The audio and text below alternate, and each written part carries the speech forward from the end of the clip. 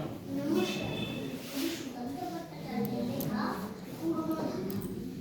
বলতে পারো বড় মানুষ মোটর কেন চড়বে? গরিব কেন সেই মোটরের তলায় চাপা পড়বে? বড় মানুষ ওদের পাতে ফেলে লুচি মিষ্টি, গরিবরা পায় গোলাম খুশি। এ কিও না সৃষ্টি।